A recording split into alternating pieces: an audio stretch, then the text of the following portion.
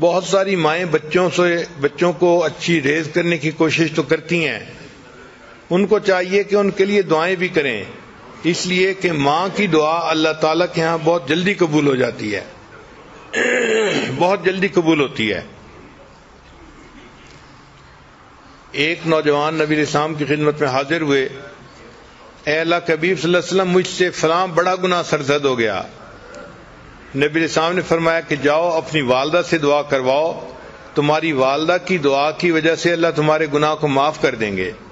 یعنی ماں کی دعا اتنی اہم کہ نبی علیہ السلام نے ان کو سکھایا کہ ماں سے دعا کرواؤ گے تو اللہ تمہارے اتنے بڑے گناہ کو بھی معاف فرما دیں گے۔ چنانچہ اندلس کے ایک بڑے عالم گزرے ہیں، بقی الدین ابن مخلد رحمۃ اللہ علیہ، وہ فرماتے ہیں کہ میں ایک دن اپنے اسٹڈی روم میں بیٹھا تھا، ایک نوجوان عورت آئی اور وہ زار و قطار رو رہی تھی۔ میں نے اس سے پوچھا کہ تمہارا کیا مسئلہ ہے؟ اس نے کہا کہ میرا بیٹا جو ہے جوان العمر تھا اور اس کو دشمن پکڑ کے لے گئے ہیں، اور اب وہ کہتے ہیں کہ اس کو اگر چھڑوانا ہے تو اتنے اتنے پیسے دو۔ میرا خاوند فوت ہو چکا ہے اور میں اکیلی ماں ہوں، تو اب میرے پاس اتنے پیسے نہیں کہ میں بچے کو چھڑوانے کے لیے پیسے دے سکوں۔ اب اس کی ایک ہی صورت ہے کہ یا تو میں اپنا گھر بیچوں، لیکن اگر میں گھر بیچ دوں گی تو میں پھر کرائے کے گھر میں کیسے رہوں گی، کیسے کرایہ کو پے کروں گی، اور اگر گھر نہیں بیچتی تو میرا بچہ چھوٹ کے نہیں آتا اور میں بچے کے بغیر بھی نہیں رہ سکتی، میرا دل بے قرار ہے۔ یہ بتا کے اس نے رونا شروع کر دیا۔ تو بقی الدین ابن مخلد رحمۃ اللہ فرماتے ہیں کہ میں نے جب اس کی بے قراری کو دیکھا تو میں نے کہا کہ اچھا پھر ایسے ہے کہ ہم آپ کے بچے کے لیے دعا تو کر سکتے ہیں نا، اگر پیسے کی ارینجمنٹ نہیں کر سکتے۔ اس نے کہا ہاں دعا تو کر سکتے ہیں۔ تو میں نے کہا کہ میں دعا کرتا ہوں اور آپ آمین کہنا۔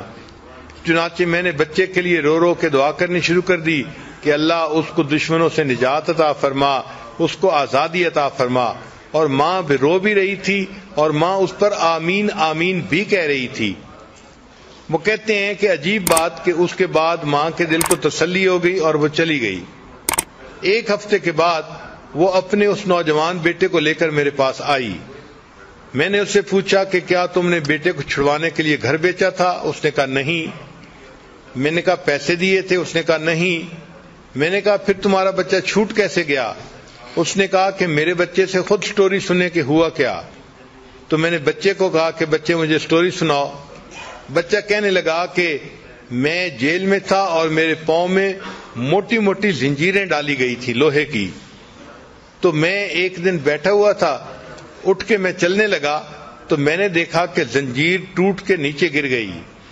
تو میں نے اپنے انچارج کو بتایا، انچارج نے ایک مکینک کو بلا لیا کہ بھئی دیکھو یہ زنجیر کیوں ٹوٹی ہے۔ تو مکینک حیران ہوا کہ ممکن ہی نہیں کہ یہ زنجیر ٹوٹ سکے، یہ اتنی موٹی اور اتنی مضبوط تھی اور لوہے کی تھی، یہ کیسے پاسبل ہوا کہ یہ ٹوٹ جائے۔ چنانچہ انہوں نے مجھے بلیم کیا کہ تم نے جان بوجھ کے اس کو توڑا ہے۔ تو میں نے کہا کہ بھئی میرے پاس کوئی چیز نہیں کہ میں اس کو توڑ سکوں، یہ خود بخود ٹوٹ گئی ہے۔ خیر اس زنجیر کو انہوں نے ریپیئر کروا دیا اور اس کا جو ٹوٹا ہوا پرزہ تھا اس کی جگہ انہوں نے نیا پرزہ اس میں ڈال دیا۔ کہتے ہیں کہ تھوڑی دیر کے بعد پھر میں اٹھ کے کسی کام کے لیے چلنے لگا تو میں نے دیکھا کہ وہ زنجیر پھر ٹوٹ گئی۔ پھر میں نے اپنے جو ہے وہ سپروائزر کو بتایا تو سپروائزر نے پھر مکینک کے آفیسر کو کہا کہ آخر یہ زنجیر بار بار کیوں ٹوٹ رہی ہے۔ اب جو مکینک تھا اس کا آفیسر بھی آیا چیک کرنے کے لیے کہ آخر ایک ہتھکڑی بار بار کیوں ٹوٹتی ہے۔ تو جب اس نے آ کے دیکھا تو اس نے کہا کہ پاسبل ہی نہیں ہے کہ یہ ہتھکڑی ایسے ٹوٹ سکے۔ جب اس نے یہ کہا تو ان کا ایک سینئر ترین بندہ وہاں موجود تھا، وہ مجھ سے کہنے لگا کہ مجھے بتاؤ کہ تمہارے گھر میں تمہاری ماں ہے؟ تو میں نے کہا ہاں ہے۔ تو وہ کہنے لگا کہ مجھے لگتا ہے کہ تمہاری ماں تمہارے لیے دعائیں کر رہی ہے، اس وجہ سے تمہاری یہ زنجیر بار بار ٹوٹ جاتی ہے، اور اگر اللہ تمہاری زنجیر کو توڑ رہا ہے تو ہم کیوں تمہیں قید میں رکھیں، جاؤ ہم تمہیں آزاد کرتے ہیں۔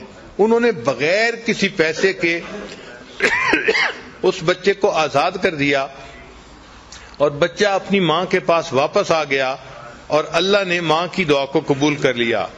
امام بخاری رحمۃ اللہ کے حالات میں لکھا ہے کہ بچپن میں ان کی آنکھوں کی بینائی زائل ہو گئی تھی، نابینا ہو گئے تھے، مگر ان کی والدہ نے اللہ سے دعا کی اور اللہ نے ان کی والدہ کی دعا پر ان کی بینائی کو دوبارہ عطا فرما دیا تھا۔